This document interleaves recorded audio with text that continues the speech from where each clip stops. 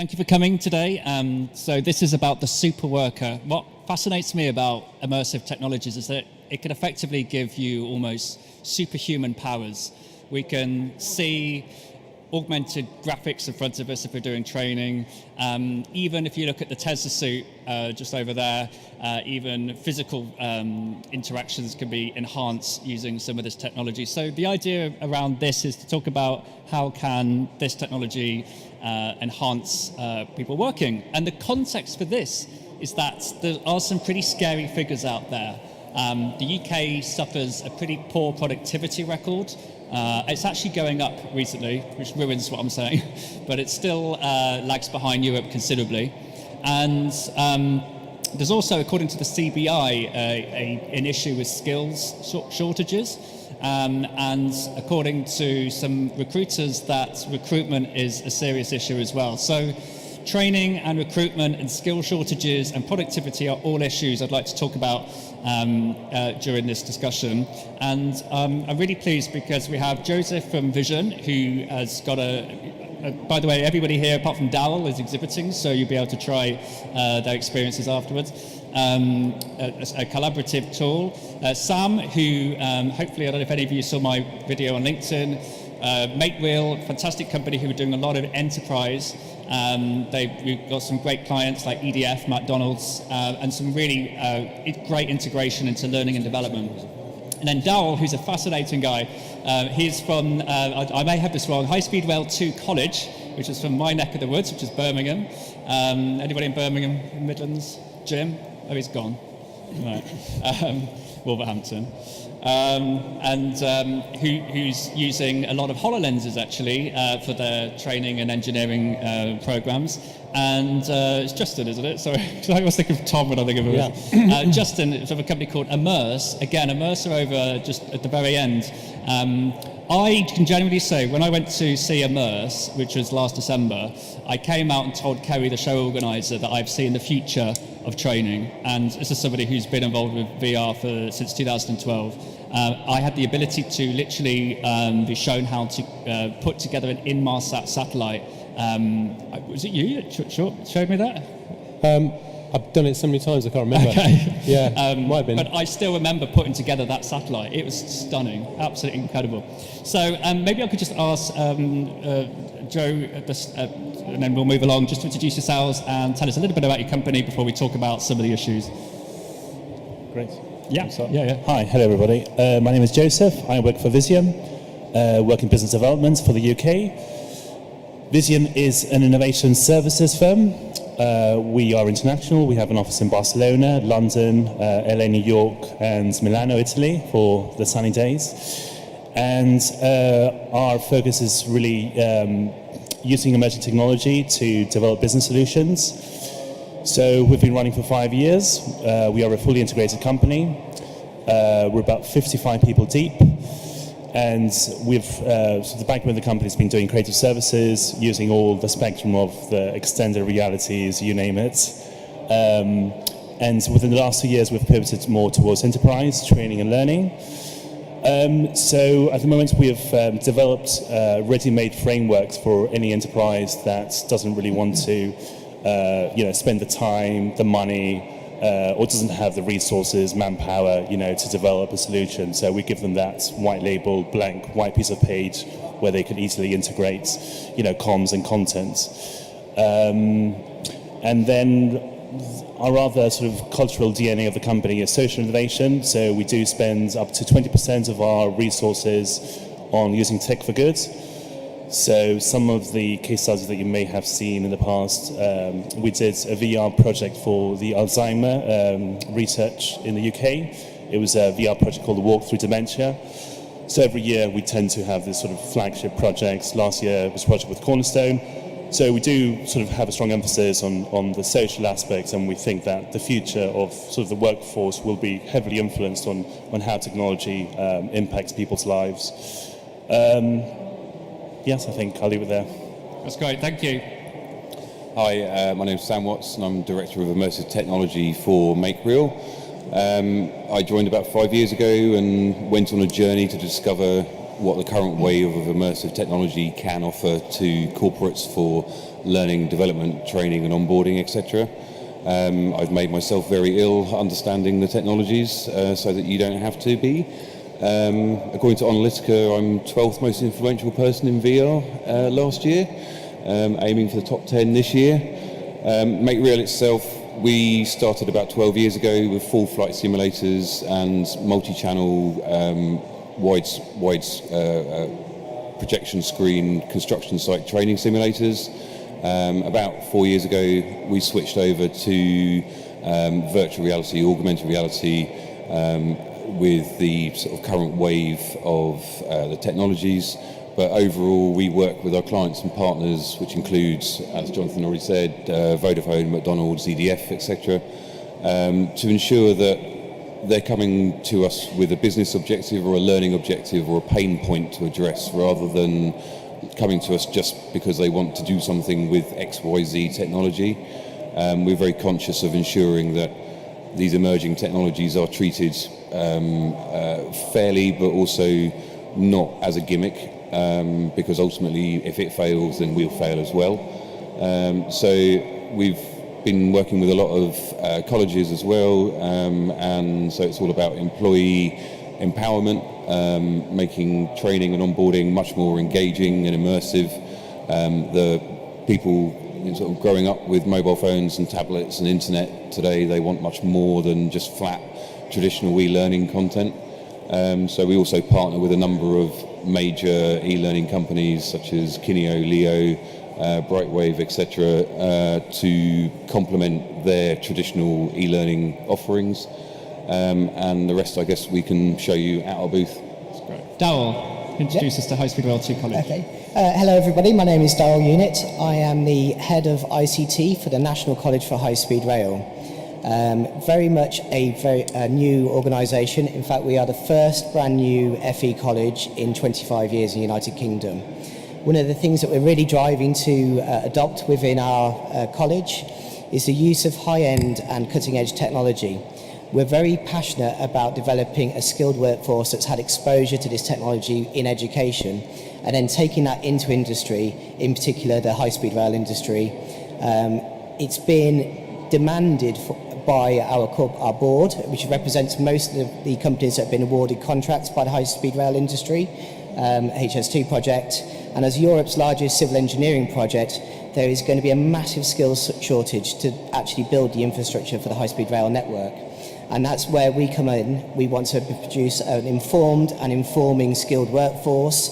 We want to promote the high-speed rail industry as a cutting-edge, high-quality industry that is exposing our learners to augmented mixed reality environments and over all the other areas of cutting-edge technology. We want to be seen as a prestige industry, the same as you'd see automotive and the aerospace industry. So they're those real skilled workforce and developing. So it's something we're really passionate about, and we want to be a disruptive college in the FE market. Thank you. Justin? I'm Justin Parry. I'm COO of a company called Immerse, immerse.io, and we offer a VR training platform for enterprise. This is proprietary technology that enables enterprise-level customers from lots of different industries to be able to create quickly their own VR content, upload that into the cloud, and then manage and distribute that across their organization. And then out of the back of that comes experiences that are single user, multi-user with a trainer leading the experience, also available in VR and in the web, so you can have some quite interesting experiences there that blend the two. There is a certain degree of sort of headset-free experience available.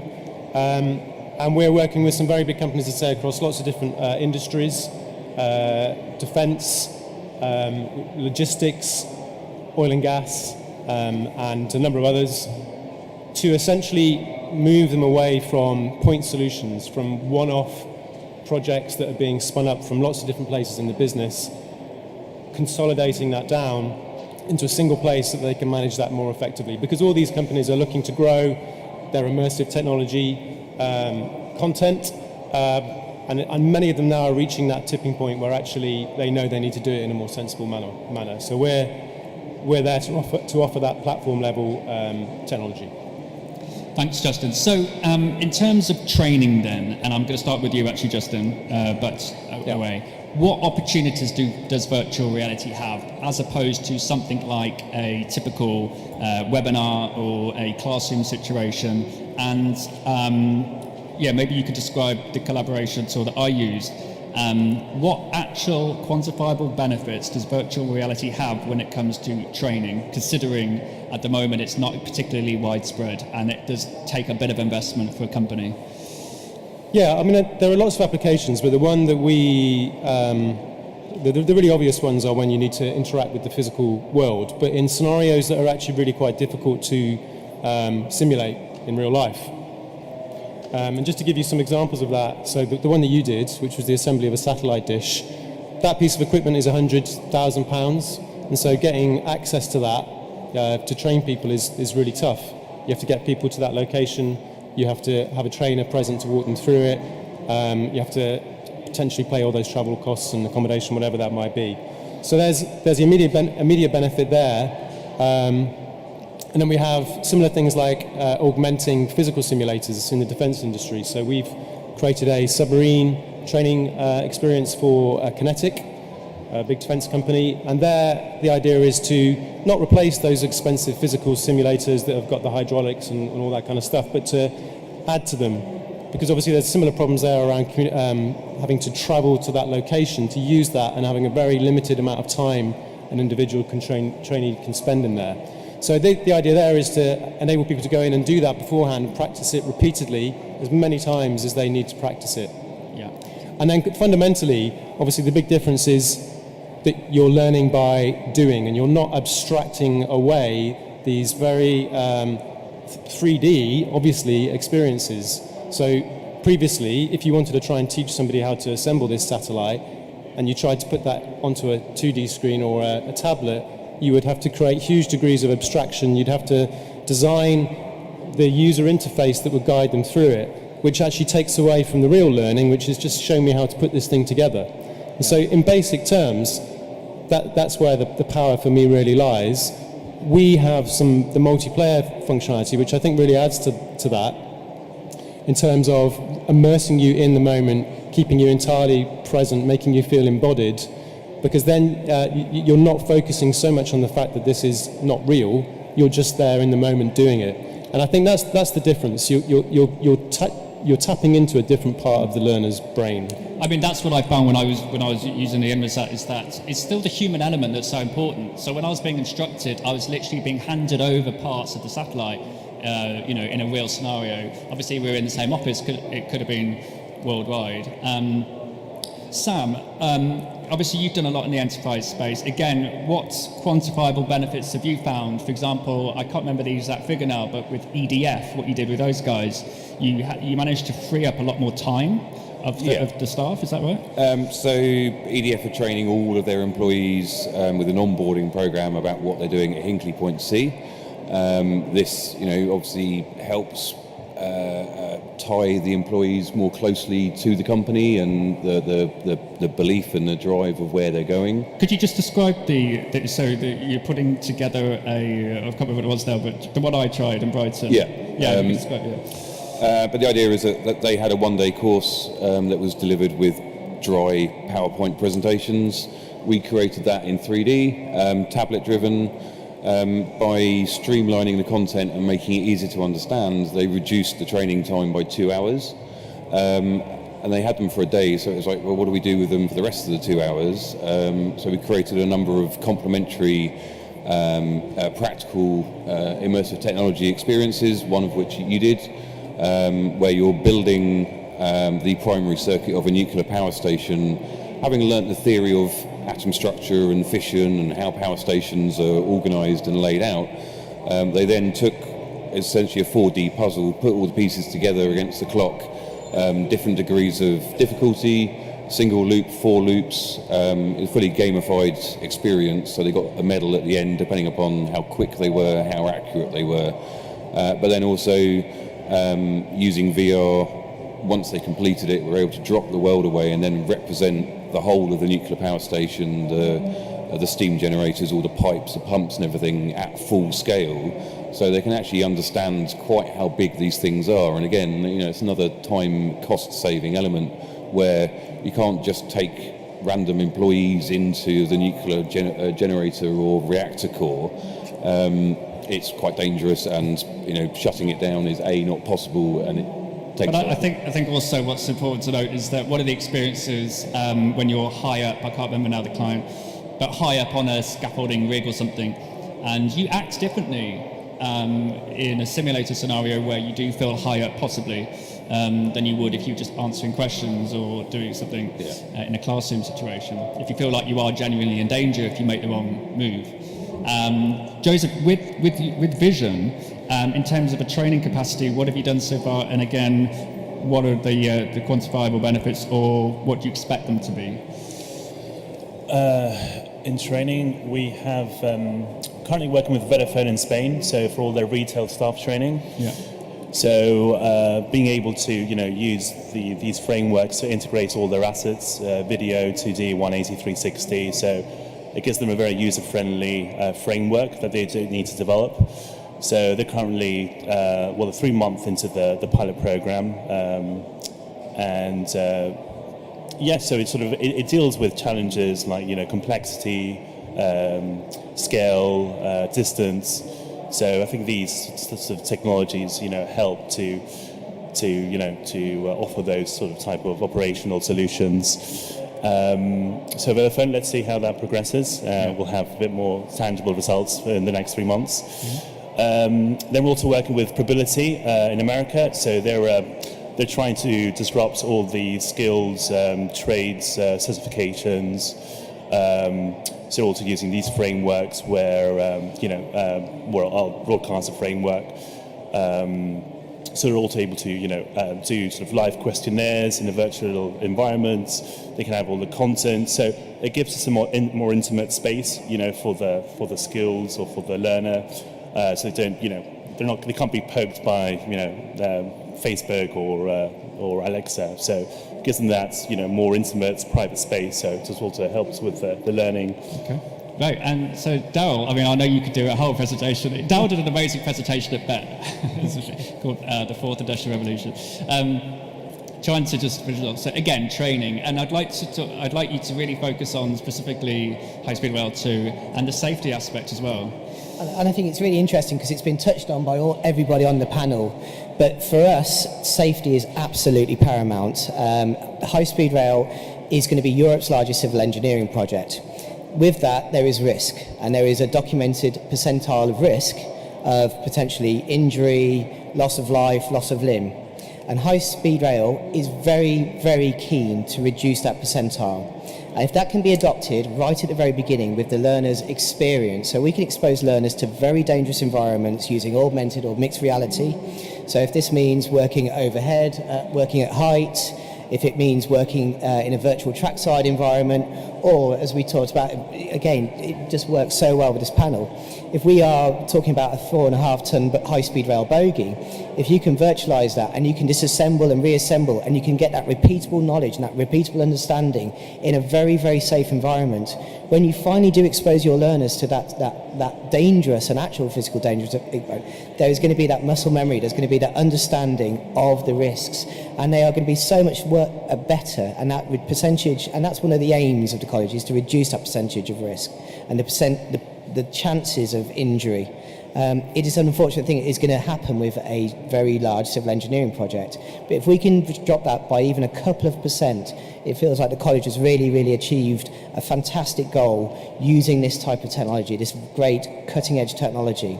And that's why we feel it's so important. It meets High Speed Rail's desire to protect its workforce. It also allows us, and again, we're touching on the panel's previous comments, allows us to do repeatable exercises. We couldn't actually generate a rail disaster on a command and control board in a £18 million command and control room. you can't afford to build these rooms as a test or development bed. But if we can develop the content, there is going to be a high cost to that content. But that content in a repeatable and reusable manner is going to be amazing. It's going to open the doors and expose our learners to that real world environment without the cost of and the chances of being able to get access to those rooms or those facilities are practically nigh on impossible. And as that technology evolves, as the contracts are awarded, as HS2's contracts are awarded, we can develop more and more content. At the moment, the rolling stock still hasn't been procured yet, but as the rolling stock is procured, we will use our partners to develop the content, to develop that repeatable exercise. So they are using real live data. So again, we'll be hoping to tie into the the business information management model. So we'll be using that BIM cave data. We'll have that exposure to that data. So again, that allows us to manage and map and create this content. So there's so many opportunities that this type of technology lends itself to, and it allows us to expose our learners to those real world environments, and it adds quality to their education. And that's what our employers want as an apprenticeship model. Our employers have dictated our curriculum. So we've designed this curriculum and we are driving innovation. The rail industry's got a very, forgive me for saying this, an ageing skilled workforce. You're looking at a vast majority over the age of 55. And so if we can start to say, look, high-speed rail is different from that conventional Victorian era rail infrastructure, we want to be saying, look, to the young potential learners, these 18 plus, they're expecting this technology. They're expecting this to be exposed to this technology in education, and they are actually a paying customer of us. They are generating revenue for the college, and they are meeting the needs of the employers as well. So we have to have this technology embedded. So there's so many real, genuine reasons why we are passionate about doing this, and that's come. And so luckily, it's our chief executive, our board of directors, our senior leadership team, and our curriculum team. They're all driving this innovation. So it just makes it a very exciting time for us, and certainly one of the motivations throughout the college to use this technology to really expose our learners to it. So. Thank you. Obviously, I in another job I do, I talk to a lot of companies, interviewing them about their learning and development programs and recruitment, and they're always talking about gamification, chatbots, artificial intelligence. I'm going to really drop a bombshell on you, Justin. I'm going to ask you your opinions on AI now. What potential do you think, maybe now or in the future, that gamification, virtuality training could do for broader uptake? Gamification? Yeah. Because at the moment, obviously, you could almost say it's gamified what you're doing now, but where do you think gamification could go? At the moment, we sometimes have to turn away customers, or we have to persuade customers not to do some of those things because actually that technology isn't there. And just by way of one example, I probably can't use the name, but there was let's call it security company that was interested in being able to simulate confrontations with different types of people, so aggressive behaviours and or in just general problem behaviours. And so they wanted to be able to do that in a single player experience, and to have that person that they're facing be simulated, a non-player character. Right. And the level of sort of interaction and the degree of sort of semantic nuance that they were looking for just simply doesn't exist. But if it did, it would obviously be incredibly powerful, because those things they're very, very difficult to simulate at the moment. And even in real life, you have to have people role-playing that kind of stuff, which is kind of weird, also very expensive. Yeah. Not everybody enjoys that experience. Once AI and more AI reaches that level of of effectiveness or accuracy, then those kinds of experiences are going to be perfectly valid. Until now, we kind of have to talk them down a bit because it's just not going to do what they want it to do. And that's just one example. We see it all the time. That's kind of, I guess that's putting a sort of slightly negative spin on it, but that's just an example, I guess, of the kind of problem that could be solved. I know that you guys actually turn jobs down, right, because you don't feel that it's the right fit. I think you have to. And it goes, Sam said the same thing before. Yeah. I think you do the technology a disservice if you try and pretend that it solves every problem, because it really doesn't. Yeah. There's a quote from Jeremy Bailenson from Stanford. He heads up their big immersive department there, and he says, give me 20 training applications for VR and I'll tell you 19 of them won't work. Right. Or there are better technologies. And I think that's true. Anecdotally, from our perspective, we see that a lot. And it's difficult sometimes as a business to sort of look at that and maybe turn that away from a revenue perspective. Yeah. But I think it has to be done in order to ensure that everybody ends up a winner, because the customer's not going to be happy, and ultimately it'll be bad for the industry.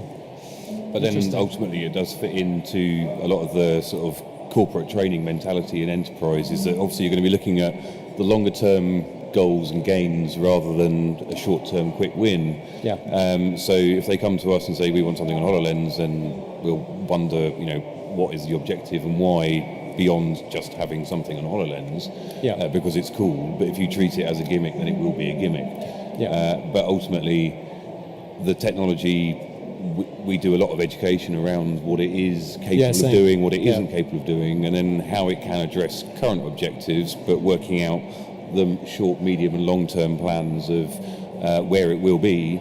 Obviously, films like Ready Player One that's just come out will give a certain perception of what VR could be like or can be. Yeah. But then a lot of people, it's obviously going to raise the interest, and people are then going to put a headset on, and then they're going to realise they've got a cable and it's not all wireless, and they can't run in any direction. Yeah. They can, but it's it gets more and more expensive very quickly. Yeah, it's a good and bad thing, isn't it? It's good for awareness, but it also overinflated expectations is a bit of an issue. Yeah. I don't know how many of you are already doing VR now, but I found out that 52 of the Fortune 500 companies are testing or have deployed AR and VR solutions with venture capital or corporate investment. It was $2.3 billion of investment in 2016, which is 230% increase in the year before.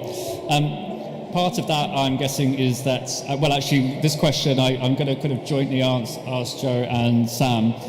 This is going to sound an incredibly dry question, but obviously there's a lot of LMS systems out there, training, development programs, career development programs. Is it quite hard to jack in AR and VR solutions within the current programs, or are they going to be quite bespoke one-offs for quite some time, do you think, before they're fully integrated into the established systems? Sorry, current LMS, learning management systems, that a lot of corporates employ, they're Moodle based, they're web based, and for example, your website could probably plug into it. Yeah. A lot of them are they're SCORM based. They're good at taking basic data, user profiles, scoring data. But there's so much more data that we can track and monitor with VR and AR. Obviously, that's another slippery slope, and especially in light of Facebook and Cambridge Analytica, and what do we do with a person's data that can easily identify somebody through their movements and through their gestures and their natural behaviours. But we need to see LMSs coming on board with XAPI, TinCan implementation, so we can feed more valuable quantitative data into it, so that it becomes part of the overall profile more than just they did XYZ score out of so many screens and everything else that SCORM currently does. But then it's one of many technologies that all slowly increase together. We're looking at IoT and AI and blockchain and 5G and all these sort of outlier technologies that will push VR and AR and make it reach the heights where we want it and need it to be, in order to actually make it much more effective and able to scale. Well, you've just literally asked the question I was going to ask Darryl before I moved on to VR. I never can say it right. V-Roadcaster, right? V-Roadcaster. VR Roadcaster? V-Roadcaster. Broadcaster, yeah. So Darryl, we've just obviously spoken about the AR and VR stuff you're doing, but how are you integrating the buzzwords at the moment, 5G, IoT and AI, and robotics? We are very early on in our stage. We are starting to integrate with the real-world CAD/CAM designs that we have, so we are actually getting our assessment team to actually walk around our learners' CAD-created environments using just general VR headsets. Yeah. We're not doing huge great with the IoT side of things at the moment. We are looking to develop our assessment aspect, and that might be with our VLE, which is Canvas, which is relatively limited in that area, I have to admit. But it is an early stage for us, so we haven't gone that far down that road, I'm afraid.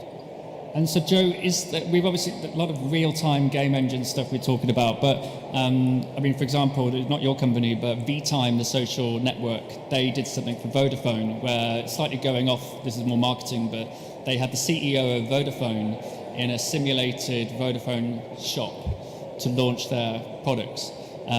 Sort of that's video streaming, but in a virtual environment, which is sort of similar to what you do. You could also, completely off topic, but interact watching football, can't you? And interact with people watching the football game from different parts of the world. So do you think there's a place for that, for mass training, rather than that one-to-one, but actually if you've got expert speakers, it doesn't even have to be in the same company. Let's say it was Professor Cox, if it was a science organisation, that actually zoom in or augment into a virtual reality world for mass people to see? Or has that not been tried yet? In our company, so, we are doing some testing now in the sports vertical with the T-Salas and the Arab Emirates, so for live streaming football games. So using our framework, sort of users from their home are able to, connect to the live feeds, and they can, be in that virtualized environment. In terms of social VR, of interacting with other people, at the moment we only have 9 people plus a host. So that's the maximum amount of people that you can have in your own, sort of cave or entertainment lounge. But then, we're also, deploying live services. So we call it teleport. So it's like a live Skype in 360. So using that also for healthcare, therapy, NHS is also deploying it, with the army that might be abroad. So that also gives them that, teleportation. Whether they can get a sense of the body language, how that corresponds with, with what the person is saying. Okay. Yeah. Great. We always keep hearing this thing: virtual reality will increase productivity. How is immersive tech going to ultimately do more in 1 hour than I do before? Maybe I'll start with Justin on that one. Say again, sorry. More. So we just talked about training, and I can understand that's great for training, more efficient. Yeah. How does that actually increase productivity on the factory floor or in a shop? How does that work? Well, I mean, right from the start. So you can obviously the things that you are training people to do, and the objects, the products, the environments that they're doing them in, don't even have to exist before you begin training. So in a manufacturing context, if you've got a new product that's coming onto the line and that requires a new setup at a workstation, then you'll be designing that in CAD beforehand and refining that. There'll be a design process for that, and there's no reason why that can't be pulled out early in that process to enable trainers to come in and start building their training around it. So finding out the problems, the things that they're going to need to feed back into that process, but also then developing their training programs earlier, potentially getting people in and actually training, as I say, before those physical assets even exist. So that is obviously going to speed up the time. The speed to competency is going to be much quicker there.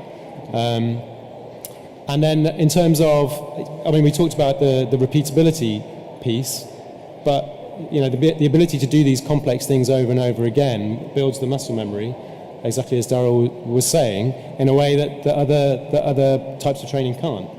And then you've got the ability also to track that. We've sort of referred to quite a lot of the stuff, really, but I mean that data is absolutely key, because if you're mining it, it's so rich, the data you can gather from VR. If that's being mined appropriately, then you can start to find all of the gaps. Where are people falling over, down to very, very minute levels of detail?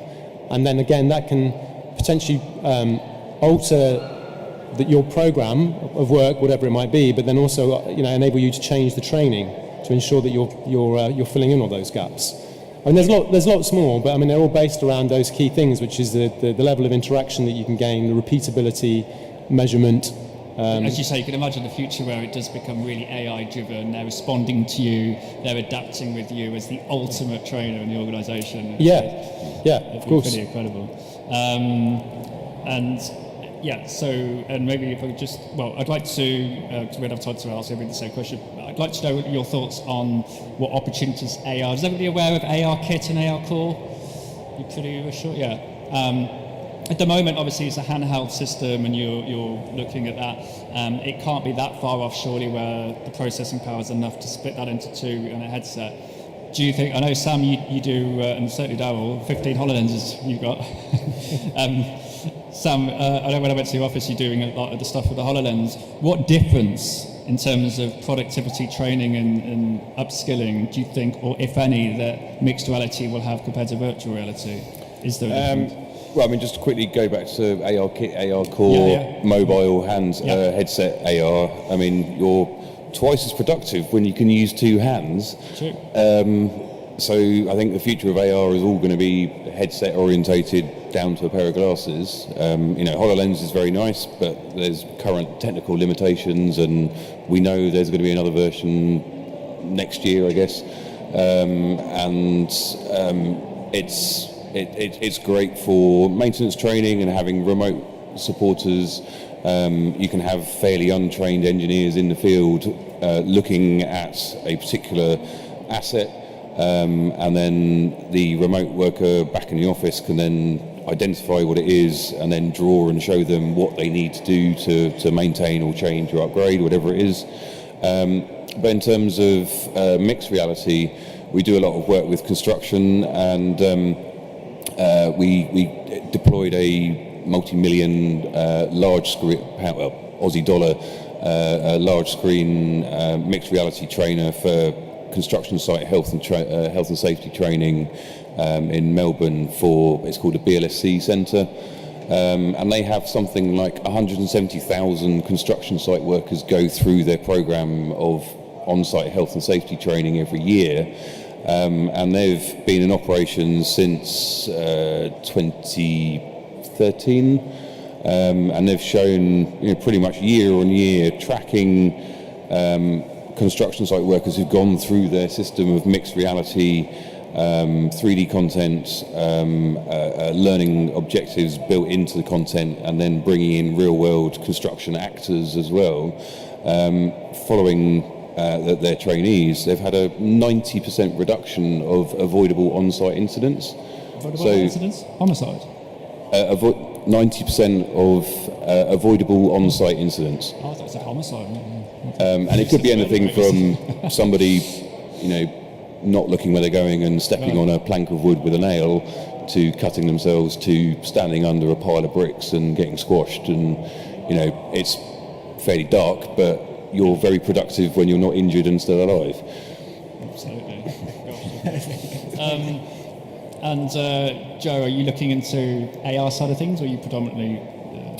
No, we've been working with AR since we began. So we've done a few things with HoloLens, also for enterprise, especially in the medical healthcare space. So for doctors to previs operations, or going into doing heart surgery, looking at 3D models of the human body, so that gives them the element of visualization. Also for training, where they can also live stream that to students that might be sitting at home. So HoloLens definitely been part of our kit, and also working with AR kits and Google Core with location enhancement, to be able to enhance physical locations.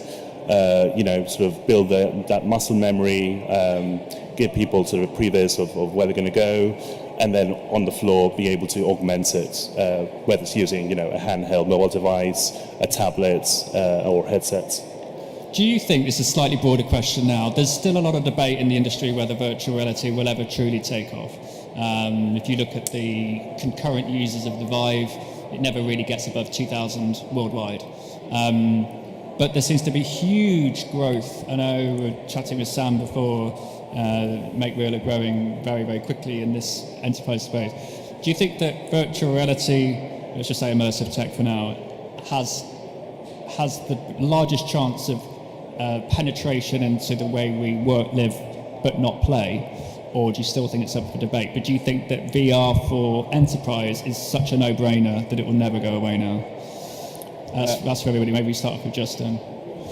I think it's the classic sort of Gartner hype curve problem with VR, and we're really only just coming out of the trough of disillusionment there. You know, because there was so much excitement about it, and AR has the same things going on, or certainly MR specifically has the same things going on at the moment. Is there's overinflated expectations of what's going to be possible, and the tech just isn't there. So I think it's a bit early to be making judgments about either, to be honest, both enterprise and consumer space. I feel all you have to do is see the first time that somebody puts one of those high-end headsets on and see their response when they come out, specifically kids, even though you're not supposed to put kids into them. But when you do, which I've done with my kids, their response is amazing. It's ridiculous, borderline scary, because they are completely gone. And so that for me, if the tech can fit better into people's lives, and is easier to use and cheaper, there's no way that it's not going to take off, to my mind. I think in the short term, what's clear is that those barriers to entry fit better with the enterprise market, because they can afford to invest in the hardware. The applications are much clearer than the consumer space. In the consumer space, it's not entirely clear how you fully differentiate this from other mediums. It's clear that it is, but we haven't seen that killer application. So I think, I was just on your point about kids. It was on the radio 2 days ago that they were saying that kids now are turning the page like that. With print, they actually just swipe because they don't know how to turn the page. This is true, apparently. Darryl, you couldn't do what you're doing, I'm assuming, without HoloLens type technology. Yeah, we have to have this technology to deliver some of the training that we need to deliver to meet the needs of industry and to fill that skills gap. So it is part and parcel, and it is expected. It is part and parcel. And as you said, our learners expect this technology. They'd be surprised if we tried to put a PowerPoint presentation in front of them. We would probably lose most of our revenue because nobody would want to study with us. So for us, it is a no-brainer already, and that's dictated by actually expectation, and also from our industry partners, and actually from our customers, which are our learners as well. Absolutely. And Sam, with you, once you've got those results, what possible barrier would there be? Why would an EDF not do that if they're getting such better results? Well, it all comes down to cost and scale overall, and it's all about having stakeholders and champions for the technology within the enterprise across all departments. Yes, the innovation team may be all for it, but the L&D team or the engineering team may not be. And it's just a case of, slowly catching monkey. We'll get the education and we'll get it across and people will understand. But going back to your point in terms of the early overhype and expected inflation of the possibilities, now, it's very convenient that the same people who are overhyping it can now write the follow-up articles going, oh, it didn't meet my expectations, therefore it's failed, which is utter nonsense. Anybody who's actually working in the space knows that it's a long game and the technology will continue to improve and continue to get better. There's multiple uses for it across all sectors of industry. People, the most common question after I do a talk or an intro to VR is, can you do this, can you do that? And the answer is yes, because all we're doing is recreating reality, essentially, virtually, in terms of training and simulation anyway. It comes down to time, cost and budget, as usual. But then, it's good for creating virtual representations of things that are really difficult to comprehend in the real world, such as, ProCat, we did refrigeration and aircon maintenance training for level 3 MVQ, and they were trying to explain the really complex theory behind thermodynamics, where a system can be hot, cold, high and low pressure all at the same time, through very dense scientific text, based upon the sort of average standard of education of the apprenticeships. We took that into VR to just showcase how this system works, and they've seen the assessment scores, go up exponentially because it's so much easier to grasp. Such a no-brainer, isn't it? So a lot of people say to us, why should we get involved now? Because the technology is going to keep on advancing and improving and everything else. But ultimately, we can't afford to get involved now. But ultimately, your competitors, people who are working in the same sectors, who are or same area, they are using the technology, they are experimenting, they are testing what is and isn't possible, what does and doesn't work. So it's more, you can't afford not to get involved because you're just going to get left behind. Joe, presumably you would agree with that Enterprise is a true, genuine case study for VR. Yes, no, I echo, everybody's thoughts that, especially for enterprise, I think, maybe there's a perception that could be outpacing consumers' applications, and moving away from that one-off niche to, building prototypes that can be industrialized and, have that ongoing application. So for an enterprise that, wants to cut corners, I think there are applications with VR and AR that's not going to transform your entire business, but you'll be able to make marginal improvements, and that's sort of money savings for an enterprise. Yeah. Great.